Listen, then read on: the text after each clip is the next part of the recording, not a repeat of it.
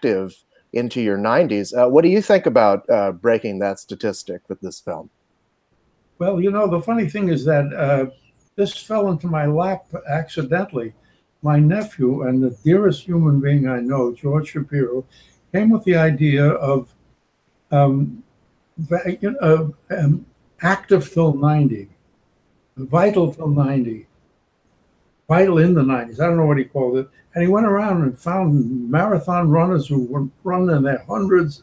I gave him one, a harmonica virtuoso who played when he was 96 with major orchestras, Vivaldi, Bach. And I felt very close to this. And I had mentioned the fact that I get up in the morning and I read the newspapers. I said, if I'm not in the obituary, I'll have breakfast. Well, somebody thought that was a very good title for the work. So that became its title, and I became but it's really George Shapiro put this concept together, but it's very true. Anyway, so what do you want to know?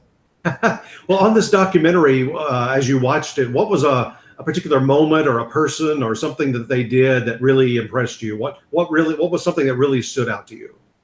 Well, you know, it's funny, but because I've been an MC almost from the day I was a kid. An MC is a guy who points people to things they may enjoy. And I remember very early in life listening to the radio. My father always had all the comedy shows on. And one particular show I remember, my friends didn't see it, and I used to do it for them. Come out, and one was I can't remember the guy's name. Maybe you'll find it for me. But he was a guy who told a story about the most stubborn man in the world. I remember telling this story when I was about 8 or 10 years old. He said, he says, I had a toothache, and I went to this dentist, and I said to the dentist, I got a toothache.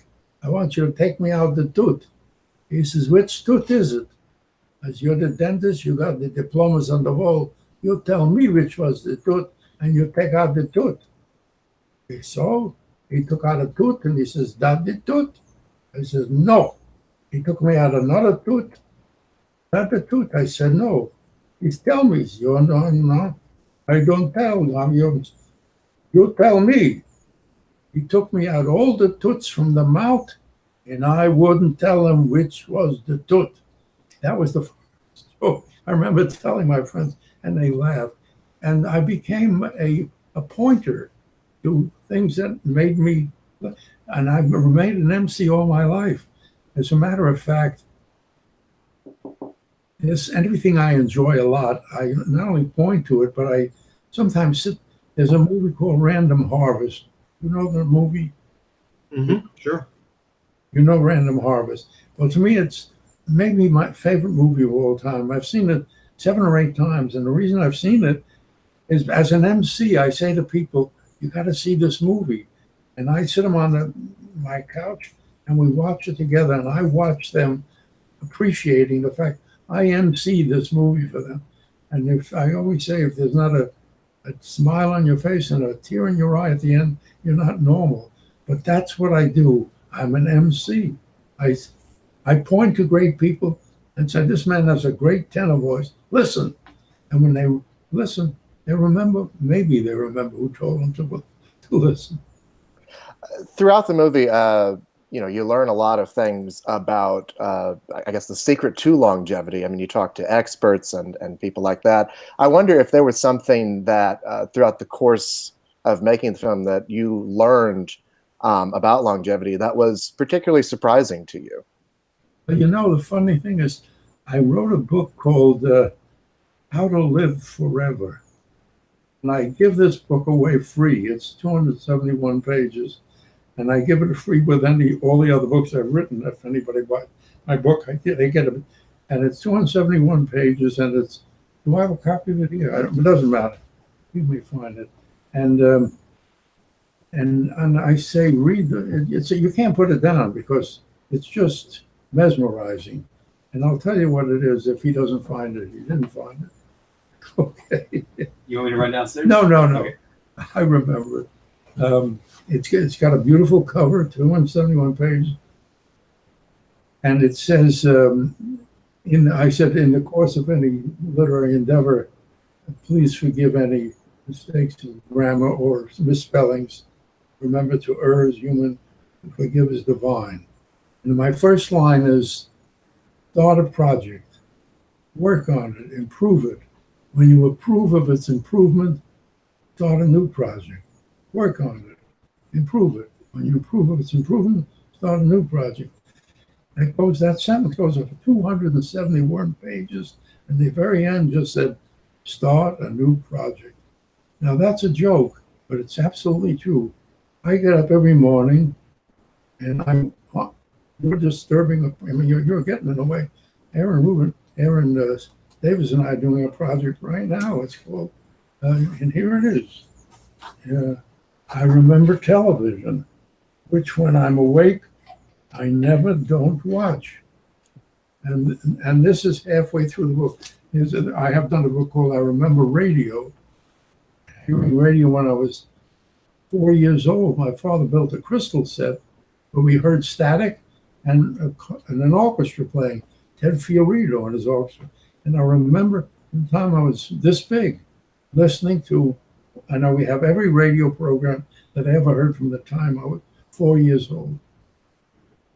We're so glad you're back at the Emmy Awards this year with this nomination, and you've got so many trophies already. What do you recall about your first nomination and a couple of years later, your first win?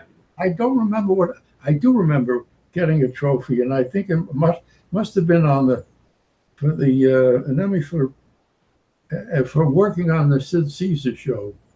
And your first actual win was Caesar's Hour as supporting actor. Yeah, I think that was it. But when I got the award, I remember saying, there must be some mistake. That was my line. And I meant it because I saw who I was competing against. And some of them were, I think Art Carney might have been there. To me, Art Carney was one of the single funniest men ever. And he was not only a supporting actor, but he was really a great comedian. And I never, even one joke he told, I never forgot. He had a mustache on. And he says, is that a real mustache? He says, no, it's a fake mustache. And he reached in his pocket and says, this is my real mustache. That's this kind of joke. I appreciate it. And to this day, I think of, there's a story about Art Carney. I was in a cab once, and the cab driver kept looking in his mirror, and he said, I know you. I said, you do? He said, you're on television. I said, that's right. He says, you're Art Carney. I said, no, I'm Carl Reiner.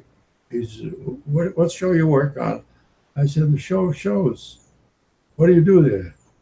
And I say, Sid, when he does Sid Caesar? Yeah, I know Sid. The guy who interviews him and does sketches with him. I don't know you. The foreign movies they do it. I'm the guy he talks to. And I'm actually auditioning for this cab driver. I'm double talk. And at the end, he says, no, I don't know you. He said, thank you, Mr. Carney. As I get out, I decided to give him the biggest tip ever. And he will remember Art Carney as being the greatest tip in the, I don't know, it just tickled me. Well, speaking of Sid Caesar, actually, I mean, all the shows that you did with him, your show of shows and Caesar's Hour and the Sid Caesar Show, that was such a great breeding ground for so many comedic talents in the writer's room. I mean, yourself and your old pal Mel Brooks, people like Neil Simon and Larry Gelbart and Mel Tolkien and Woody Allen. I just wonder if you could talk a bit about what it was like writing those early shows. I mean, you were really kind of inventing. When I came on the show, I came on as an actor, and because Max Liebman had seen me do a thing called a 54th Street Review, and he needed somebody to be a straight man for Sid, who was taller. You'll have to be taller than the comedian. I was tall. Anyway, and I came on, I was a straight man. So I sort of sneaked in that role. And when I was there, I realized that I would never, ever be able to do the things I did. In the Army, I did impressions of actors, but I also did double talk of all languages, French, German, Italian. And Sid was the master, and I said, "There's no chance in the world that I'm ever going to use my." And I was always excluded as an actor. They would do their sketches, write them, and they call me in to read them. And I was always writing my own materials. I felt out of it. I wanted to be in it. And one day I said, "Why don't we do a foreign movie? We're all devotees of foreign." And they said, "What are you talking about?" And I picked up a pack of cigarettes, and I went to Sid, and in Italian double talk, I sold him a pack of cigarettes, and we bargained on the price of this thing. And everybody realized what we had. And from then on, I was in the writer's room, which was my college, really, because there were all different kind of minds. There was two geniuses, Mel and, but Neil Simon, who, to be called a genius, you have to not only do a quality piece of material, but the volume. Shakespeare would not be called a genius if he only wrote, Hamlet. He wrote 32. And that's exactly what Neil did. He wrote maybe 36 plays, musicals, you name it. He did it. He's still alive, poor guy, but he's not with it. But so anyway, that was my college. Larry Gelbart, who had the ability to make a joke without a straight line. I mean, he was the quickest of all, the very quick. And Mel Brooks, who I consider the single funniest human being ever put on earth. And that came accidentally. He wasn't working for Sid when I came. He was working for Sid, not for the show. Max didn't like him. He was too obstreperous. He used to throw lit cigars at him. Get out of here. But Sid gave him $35 a week to hang around. The first day I came there, I didn't know who he was. I was my first day at the office, and I hear this guy talking. He says, he's playing a Jewish pirate. And I'll never forget the lines. He says, "You know how hard it is to set sail these days?" He says, "What they're charging for sailcloth, $3.72 a yard. I can't afford to pillage and rape anymore." Those are the first lines I heard. The following week, I came in Monday after seeing We the People speak. And from nowhere, Mel was standing in the corner. I said, "Here's a man who was actually at the scene of the crucifixion 2,000 years ago." Mel didn't know what I was going to say. "You were there?" He says, "Oh boy." That was his first line. You knew Jesus?" He says, "Thin lad, right? Wore sandals, walked around with 12 other guys. They always came in the store. They never bought anything, but they were nice boys. I gave them water, always gave them water." That was the first lines he said. And for the next 10 years, I used to, when it was dull in the office, I did, and people made parties so we can do it. We figured it was only for us Jews and non-anti-Semitic Gentiles. And we did it for 10 years before somebody made a gala so we can do it. The three people, we figured the Jewish accent was maligned, and Hitler did enough to hurt the Jews, and we didn't want to remind people of that Jewish accent. So we only did it in parties. And in one party, there were three people. This is how it happened. After we did it, one of them said, it was George Burns. He says, "Is there an album on this? You got an album on this?" He said, "No." He says, "Put it on an album. I want to steal it." Edward G. Robinson was there with a cigar too. He said, make a Broadway play out of this. I'd like to play the 1,000-year-old man." I said, "It's 2,000-year-old. I can play any age." And bless him, the great man of comedy, Steve Allen, who always cared about sending out funny people into the world and asked for nothing. And he said, "Fellas, you got to record this." We said, "No." He said, "I have a studio, World Pacific Jazz. Take it over for a weekend, no expense. Invite people, do whatever you want with the tape. Expunge it, tear it up." We invited 200 people, put out couches, and we wailed for 2 hours, cut it down to 47 minutes. And I'll never forget when it came out on an album. We had just heard it, and I was at Universal doing movies. I had a bungalow next to Cary Grant, and Cary said, I said, I gave him one. He says, "What's this?" I said, "Listen to it." He came back the next day. He said, "Can only have a dozen." I said, why? He says, I'd like to go to England and give it to my friends. Are you going to take these to England? They speak English there, he said. And he came back, and we always worried whether it was for everybody, but it was not for Jews. And he came back and he said, she loved it. I said, who? He said, the Queen Mother. I said, you played it at Buckingham Palace, not the Palace Theater, Buckingham Palace. She roared. And then I said, now the biggest chicks in the world enjoyed our show. We're home free. And from then on, as far as we were concerned, that album did for still selling. Well, as we wrap up, I had two honors that you've received in your career I wanted to ask about. You got all those Emmy Awards, but being inducted into the TV Hall of Fame with so many people you admire and respect, that had to be just a tremendous evening for you. Oh, I don't believe that they still notice I'm here.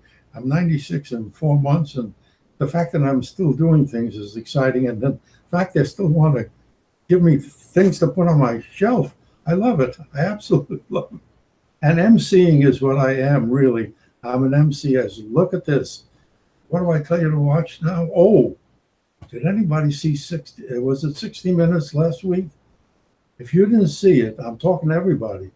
The second half of it is about the universe, the Hubble telescope. It is the most amazing. Did you see it? Most amazing thing I've ever seen. I know what you're talking about. Yeah, yeah. But I'm going to whet people's appetite, because if they don't see it, to learn that the expanding universe is still expanding, and they showed pictures that the Hubble telescope in color we thought there were a finite amount of planets, but they said there's an infinite amount of planets. The amount of planets in the universe is as many as there are sands in every beach in the world. What a thing to contemplate. And when you think of that, where is there other life that we could relate to? I mean, it's at 96 and a half. I want to live long enough for somebody to say, look at the sky. We have one on Earth. He's the president. Yeah, he must be.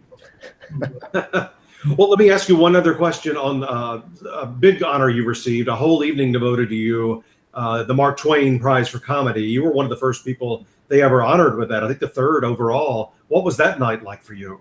That was the biggest night I ever had in my life, because Mark Twain, to me, to this day, I still have his. When I got some kind of an honor, I forgot what, a television honor, and they wanted to give me a prize, and they asked my wife, what kind of car? Oh, This Is Your Life, I think it was.